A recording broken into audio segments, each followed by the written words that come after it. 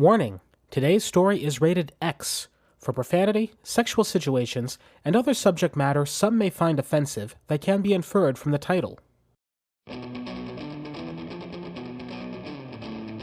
Escape Pod 39 February 2nd, 2006. Today's story, My Friend is a Lesbian Zombie, by O.J. Foster.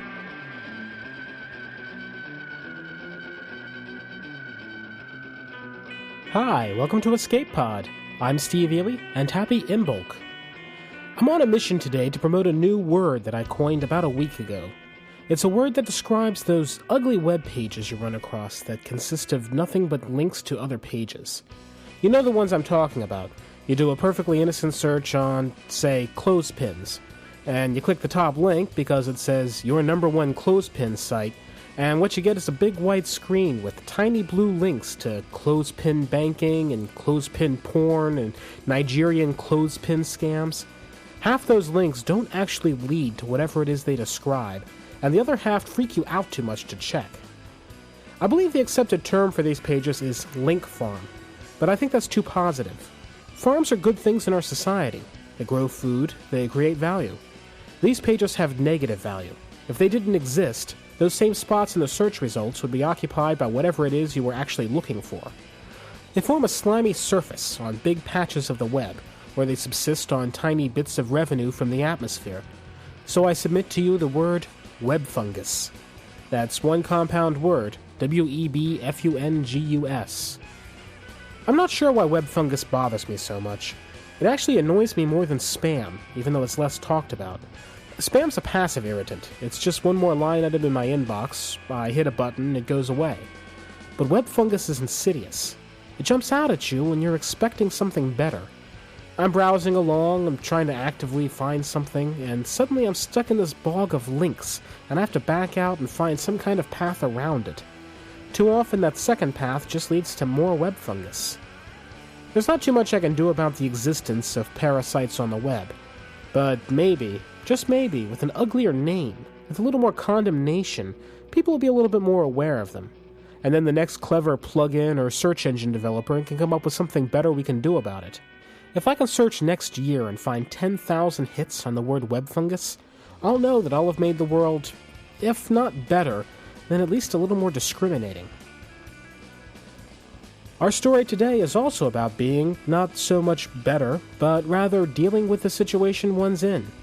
We present My Friend is a Lesbian Zombie by O.J. Foster. Ms. Foster's appeared here before with her story The Life and Times of Penguin, our reading of which has since been featured in Jason Rennie's excellent sci-fi show as an examination of the problem of evil, and it had cute balloons in it. Ms. Foster lives here in Atlanta with her husband and her pet skunk. She has a master's degree in psychology, and she's been at various times a programmer, a librarian, an activist, a model, and is the managing editor of the review magazine Tangent, and assistant editor of the new SF humor market, The Town Drunk. I've met her a couple of times now, and she really is as cool as she sounds. The story is read for us today by The Word Whore, from my other favorite short fiction podcast, Air Out My Shorts.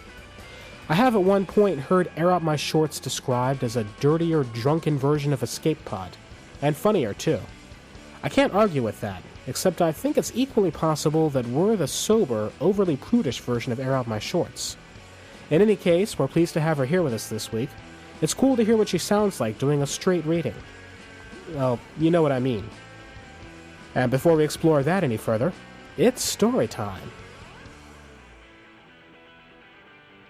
My Friend is a Lesbian Zombie by O.J. Foster. I had a horny lesbian zombie in my bed, and I'm straight as a beanpole, and no necrophile, not by a long shot. Okay, technically Mandy's bi, but being dead pretty much kiboshed all the technicalities on sexual orientation. And the distinction didn't make much of an impact on me, since, the way I see it, her hardware and mine are straight up incompatible. Bottom line, I was completely uninterested in reevaluating my sexuality or doing the nasty with one of the Walking Dead. I don't know how it happened. I'm the last person I'd go to if I were a zombie. I'm not into the occult thing at all. But I was the only friend she had in this city, so she came to me with her sob story. Lucky me. So there she was, kicked back in my bed, having herself a good long cry. And I was stuck with her, wondering how long until she began stinking. That was really unfair of me, I know, but there was a goddamn walking, talking corpse snuggled up in my good sheets, and I was a little concerned about it. I didn't blame her, though. Terrence was the asshole here, the psycho. He picked up Mandy a couple of weeks ago on the quad. He seemed real nice the couple of times we all hung out, but hey, just goes to show that you can't trust strangers. He did the serial killer thing with her, wined and dined her up real nice, and then strangled her while they were making out in his bedroom. Mandy wasn't real clear on the details after that, and that's perfectly understandable, since she was dead at the time. But she came to, horny as hell and royally pissed off, with some old black woman with lots of beads and bones and stuff chanting and shimmying over her. The voodoo mama told her to seek out her despoiler to consummate their union or some shit like that, and then sent her off. Mandy found herself walking up to Terrence's place again, hornier than a 13-year-old boy at a strip club, and realized that she just didn't want to fuck the bastard. Tool of vengeance, or whatever. She was completely not into doing Terrence, no matter what way the poetic justice-meter swung. That's when she showed up at my door. She looked weird when I saw her, covered in mud and really pale, and her eyes were all funky. Mandy's eyes were a pretty cornflower blue when she was alive, but when I checked her out at my door, they were this pale, almost translucent color, washed out and faint, and the pupils were nothing but little pinpoints of black. I thought she was tripping on some bad shit. She was crying and shaky, so I let her in. That's when she told me her story, sobbing and dripping mud all over my white carpet and new couch. I got her to take a shower when she was done, although I think she thought I was coming on to her when I suggested it. And I loaned her one of my t-shirts while I tossed her clothes in the washer. She's 4 inches shorter than me and about 20 pounds lighter, with bigger tits even. How unfair is that? So my jeans didn't do her much good, but I thought I could scrounge up a pair of drawstring sweats later if I needed to. I left her sniffling in my bedroom until I was sure she had all of her parts covered up decent-like. I grabbed a new box of Kleenex and headed on in. "Hey, baby doll, feel any better?"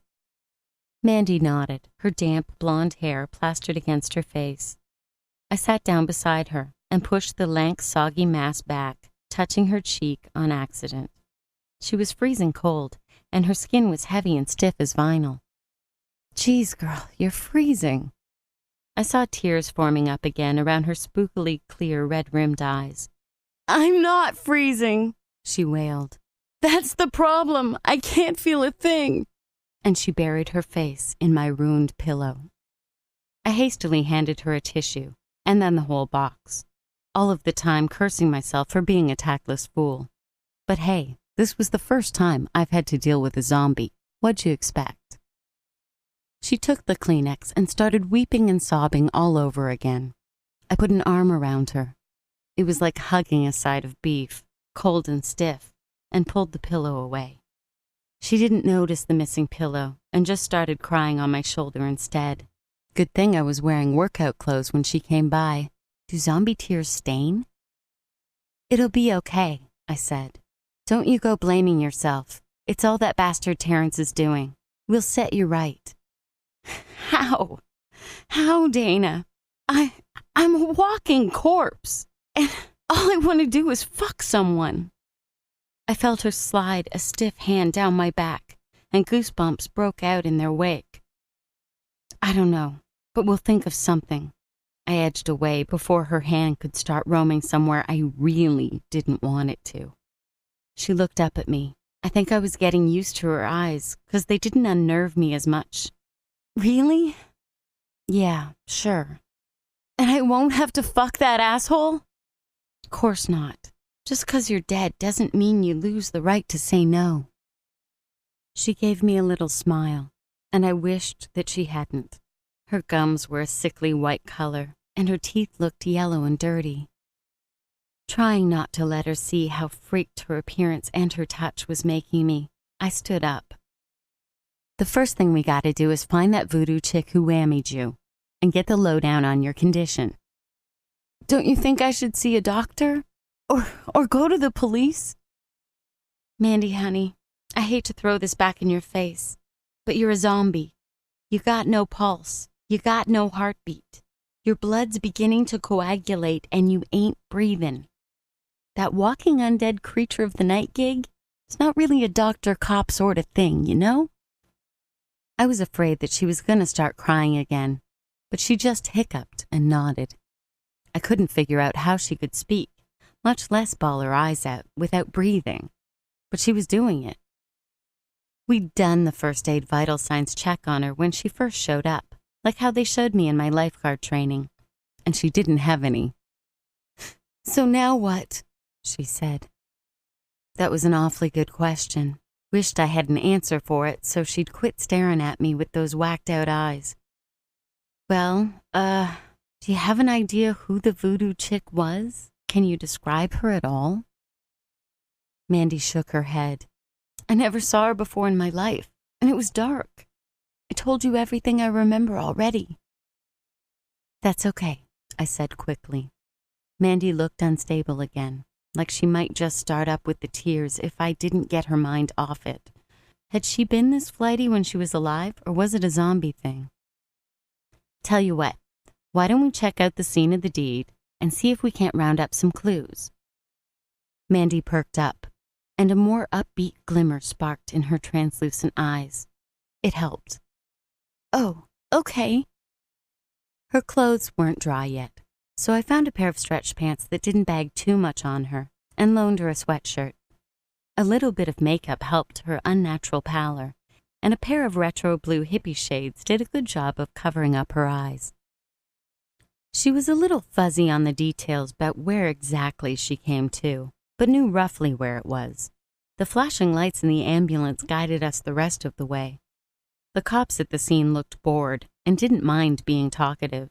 Apparently some old black woman had a heart attack and bit the big one. The cop laughed when he told me, saying that the old bag lady, she had gobs of all this kooky stuff like bones and charms and shit, had the funniest expression on her face, really happy and astonished like. We slipped away before anyone could notice how weird Mandy looked. Near as I could figure it, the old voodoo mama stroked out pretty quickly after raising Mandy. I wondered if voodoo magic is really hard on a body, or if the old chick was just so tripped out at actually bringing Mandy back that her ticker blew. Either way, it didn't help us out. Maybe we can find some other experts or something, I said once we got back to my place. Mandy looked really down, and I was running out of Kleenex.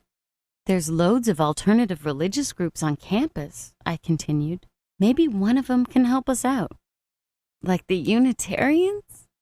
Mandy was never the sharpest nail in the tool shed. Sorta. I was thinking more like the Wiccans or the Pagans. I pulled out the university directory and flipped to the student organizations section. I didn't even bother with the political groups. As much as the Republicans remind me of zombies, I was betting they didn't do voodoo. Okay, here's a progressive Kabbalists and Wiccans United group. That sounds good, don't you think? I guess so. Do they list members? I skimmed the short description. No, but they've got contact people. Here's someone. Summer Lark. Is that a name? I shrugged. Might be a Wiccan title, I suppose, like treasurer or secretary. And hey, check it out, there's a number. I picked up my cordless handset and dialed. After 2 rings, someone picked up. Blessed be. This is Summer Lark. It was a name, all right. Summer's voice was all soft and dreamy, like she'd just taken a toke of some really killer weed. Yeah, hi. This is Dana Jackson. We haven't met, but I'm doing some, research on the occult. I found your name in the student directory under the Progressive Kabbalists and Wiccans United group. The goddess guided you to the right place, Dana, Summer said, her voice all trilly and dripping with honey.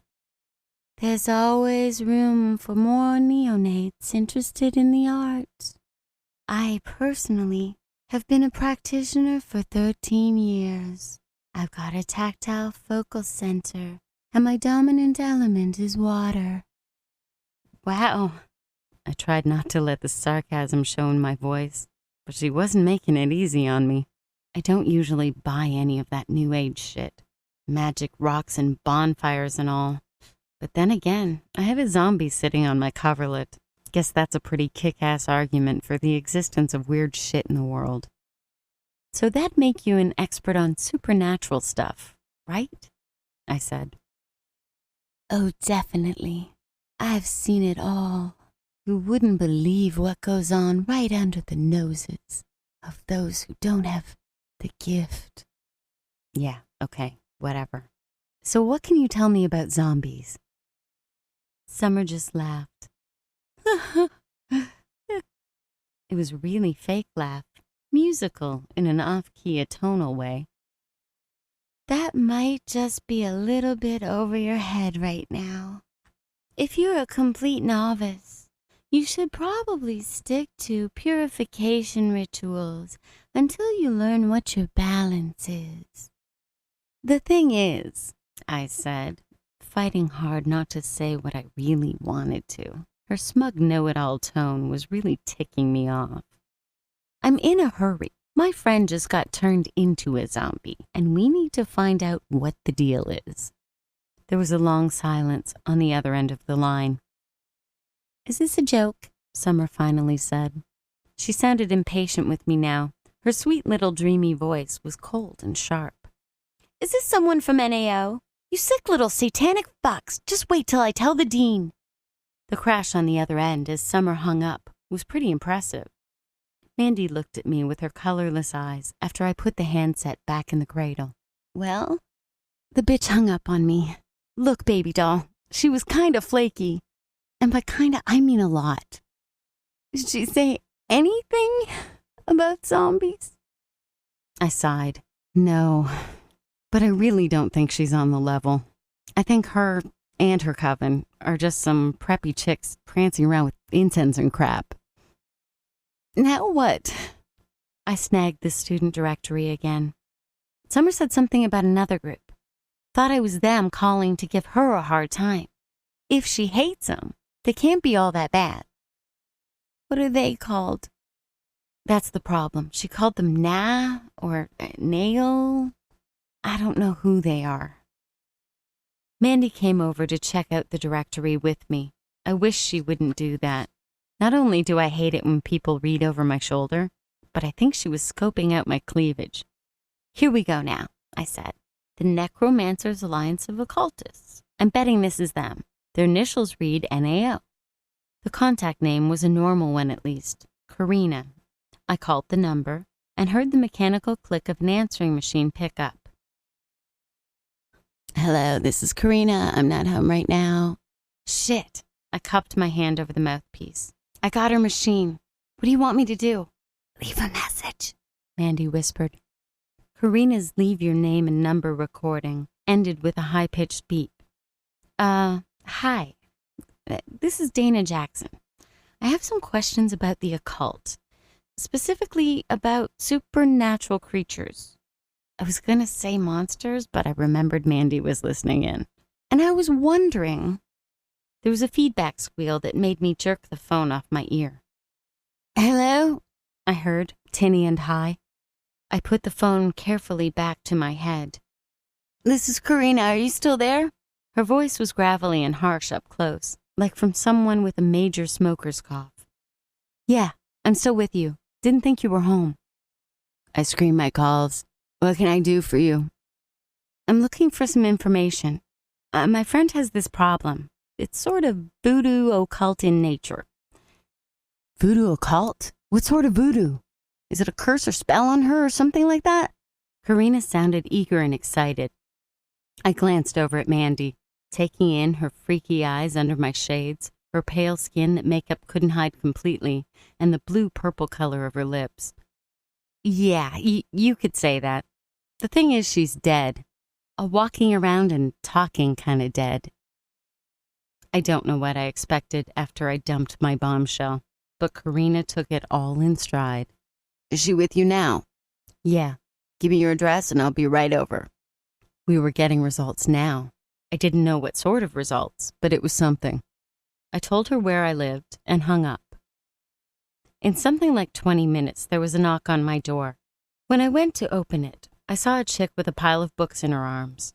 She was wearing a black velvet off-the-shoulder blouse with spiderweb panels in the sleeves and tight black leather pants. When I let her in, I could tell the leather was worn and cracked and had silver studs in the shape of bats down the side. She reeked of stale cigarette smoke. Hi, she said to me, looking hard at Mandy. I'm Karina. Hey, I replied. I'm Dana. This is my friend Mandy. Pleased to meet you. She stepped into my living room and dropped the dusty pile of books on my couch. At least she was nice enough to wipe the mud off her boots. Nice place you have here. Thanks. She turned to Mandy. Without warning, Karina grabbed her hand and turned it over, with her fingers pressed against Mandy's wrist. I hadn't noticed, but Mandy's fingers were white, not just pale, but white like milk white. What are you? Mandy said, surprised. Karina reached up too fast for Mandy or me to react and snatched off the hippie shades. Wow, she said, looking deeply into Mandy's unnaturally pale eyes. You really are undead. Hey, I said, as Mandy fumbled her hand away from Karina and grabbed back the glasses. What do you think you're doing? Karina smiled at me in a distracted, airy sort of way. Sorry, but I had to see for myself. She looks great. So how'd you do it? Do what? Bring her back. Huh? This chick was completely whacked. Karina rolled her eyes. Oh, come off it. What is she, your dead lover? That's it, isn't it? You are tripping, I said. Not only ain't I a voodoo witch, but I'm not gay. There's nothing wrong with being either. Quit talking about me like I'm not here, Mandy said, breaking in. I could hear the tremor in her voice, but before I could do or say anything, a big fat tear rolled down her cheek. Damn it! I fumbled in my pocket for a Kleenex. Karina handed Mandy a black handkerchief with itty-bitty glow-in-the-dark skulls on it. Hey, Karina said, gently wiping away a stray tear from Mandy's face. She didn't flinch away from the feel of Mandy's cold, slack skin. I'm sorry, sweetie. I didn't realize you were sensitive about your state. You shouldn't be. You're lovely. I'm a zombie, Mandy wailed. How can you say that? A zombie? Karina looked taken aback. I thought you were a revenant. A what? I said. A revenant. It's an undead lover that returns from the grave. It's a classic story, very romantic. True love triumphs over death. Everyone lives happily ever after. Karina scrutinized Mandy. A zombie comes back for revenge. They do the decay and maggots thing. They do? Mandy said, frightened. I will? I just assumed she was going that way. Guess I've seen more Night of the Living Dead movies than Mandy, but I hadn't wanted to bring it up. Well, yeah, Karina said. It's all part of the revenge mojo. You go back to the person who did you wrong and do something really grisly to them. Dripping flesh, rotting bones, the whole nightmare. But I don't want to drip flesh, Mandy whimpered. I don't want to rot. You look real good now. Karina looked Mandy up and down. You can't have been dead for more than a few hours. And I don't want to fuck Terrence. What? Now it was Karina's turn to sound confused. That was my cue. Here's the deal, I said. Terrence is this psycho who was dating Mandy. He offed her. Some voodoo chick brought her back from the dead to stalk and screw him for his crimes. And then voodoo chick checks out with a heart attack. Mandy here doesn't want any of that tool of grim justice thing, so came to me for help. I ain't no witch, just a friend. So we're looking for some people who know voodoo to help us out. So you called me. Actually, I called this Summer Lark chick first. Karina began to laugh. Summer Lark? From the PCWU? That bunch of posers wouldn't know a mystic phenomenon if it threw up in Summer's bathroom. I'd sort of guessed that already, I said. But hey, you sound in the know. What's up with that? Karina grinned. I'm an anthropology grad student. I'm doing my dissertation on alternate religions, voodoo, witches, cults, that sort of thing. I already checked out Summer Lark's crew. I hung around for a bit because Summer's got a pool and I liked checking out the co-ed Wiccan tale. Karina winked at Mandy. But I ditched them as soon as I figured out they really didn't know their asses from God. Made sense. So what's the deal with NAO? That's just a bunch of us who are all interested in the occult, tracking down sightings and stuff. We gave it an official name and made it a student group to make it legit. Mandy snuffled, obviously mollified by Karina's flirting. I could use some tail, she said meekly. But then she slammed her hand against my wall. A big crack and a bunch of smaller ones cobwebbed out from the impact. I hate this. My body's gonna fall apart and all I want to do is fuck. I had visions of my damage deposit going down the drain. Karina snagged Mandy's hand before she could repeat the gesture and held it to her chest. Careful now, lady. If you abuse yourself, you're gonna fall apart that much faster. I don't care. The faster the better. At least it'll all be over then. But Mandy didn't sound like she meant it. Not the way she was looking into Karina's eyes. I'm sorry, beautiful, but it doesn't work like that. Karina put an arm around Mandy. It takes a powerful summoning to create a zombie. They're really focused on their purpose, or at least they're supposed to be. The zombie doesn't get to check out until the deed gets done. It just keeps decaying and dropping more pieces of itself, slowly losing all ability for thought or reason until it gets the victim. Mandy shuddered. Which means? I think in this case, it means you're going to be an undead, horny zombie, getting hornier and hornier as time goes by until you fuck and ice Terrence. I don't know who brought you back, but she must have had a real strong hate streak against this guy. That'd be easy to see if he strangles his dates on a regular basis, I said. Maybe he put down this voodoo mama's little baby girl. So why didn't she raise her to fix Terrence? Mandy said. Karina looked away. I guessed the answer before she said it. Being a zombie isn't exactly a fun thing. She probably didn't want to put her loved one through it. So she let Terrence do me and raised me instead? That's so cold. What am I going to do? Do I have to fuck Terrence? Maybe not, I said. Hey, Karina, this vengeance thing, how specific is it? The rest of it was pretty easy once we knew what the deal was. Mandy knew where Terrence lived, of course. Karina watched for Terrence while we broke in. That was a little touch and go, but fortunately, Terrence's neighbors weren't the nosy type. We scrubbed off Mandy's makeup, ditched the shades, and I helped her get all set up for her big screen before I booked out the house.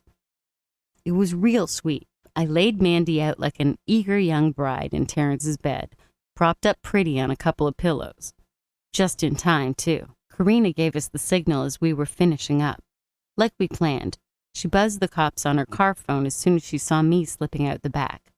I was actually bummed that I had to miss the grand finale, but the cops finding me in Terrence's room would have messed up our little drama.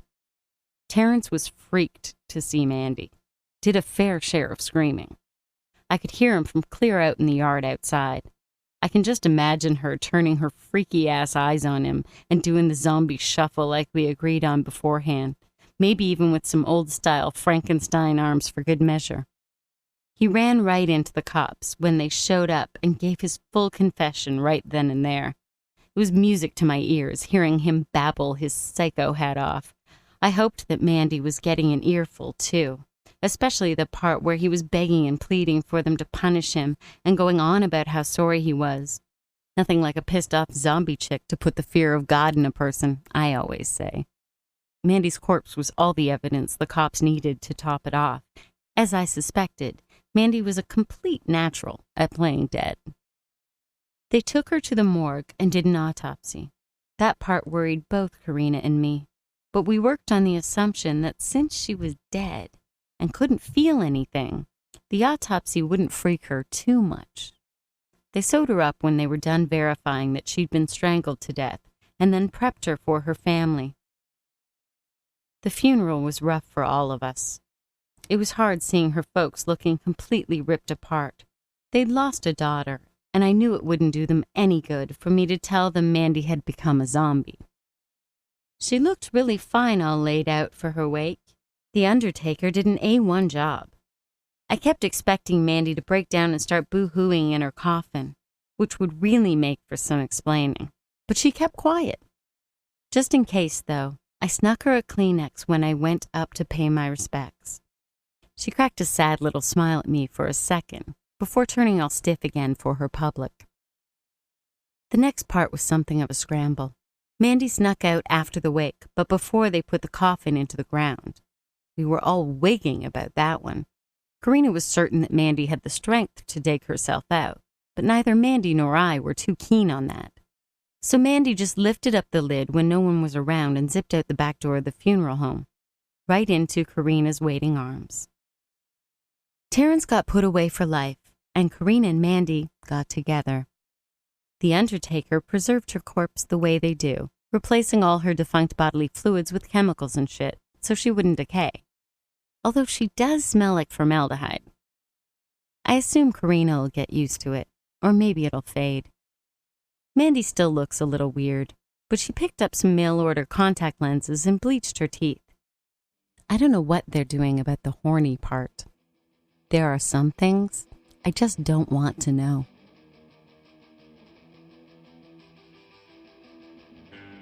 And that was our story. I can't shake the feeling that there's one hell of a country and western song in there. It's been a really busy couple of weeks here. We got Boing Boinged, and then we got featured on iTunes, and then just yesterday we were on NPR. Life is good. If you're just joining us, welcome, and I hope you enjoy what you hear. We don't always do stories about the homosexual undead. In fact, I think this is just the second time.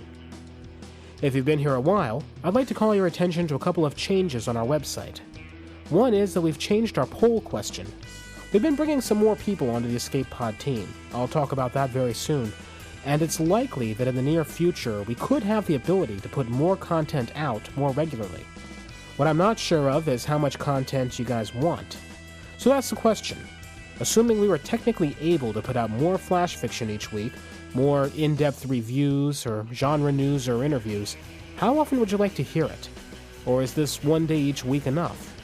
We know we'll get a lot of different opinions, and we also can't guarantee anything, but we'd like to get a sense for what the majority view is. You can go to escapepod.org and look for the poll on the right. The other thing you'll see is a second PayPal link. Now, as I'm sure you'll never get tired of hearing, we pay our authors for their stories, and then we give away the readings on a Creative Commons license. And we rely on your support to do it. Several people have told us that they'd like to contribute to us more than once, but it's hard to remember to, and they suggested that we set up a way to make small, recurring automatic donations. Several other podcasts already have that, and we thought it was a great idea, so we've made it happen. So now, if you choose to donate to us at escapepod.org, you get a second choice, the usual one-time donation in any amount you like, or a monthly $5 donation. Remember, we're still the only podcast out there that pays for content. We hope $5 is a small enough amount to be easy on you if you feel like giving. If you'd rather not, or if you can't afford to, there's no pressure at all. Keep enjoying the stories, and if you like them, tell your friends.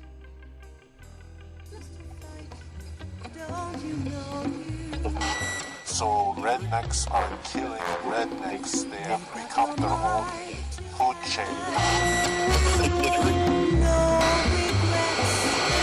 We interrupt this broadcast for radio attention deficit disorder. This is a full-scale biological emergency. Monkey Podcast Project. Cannabase, hell-base, all those redneck motherfuckers. Cult leader, megalomaniac, and ruler of the Space Monkey universe.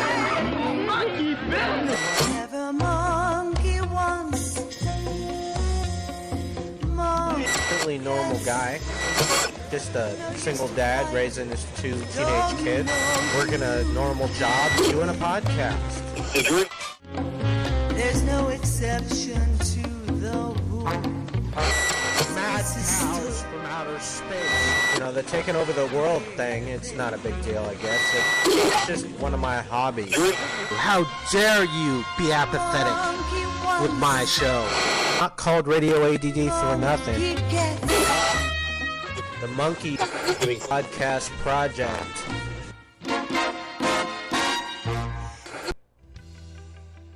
Now, call me crazy, but I've got a soft spot for Monkey and his Radio ADD podcast.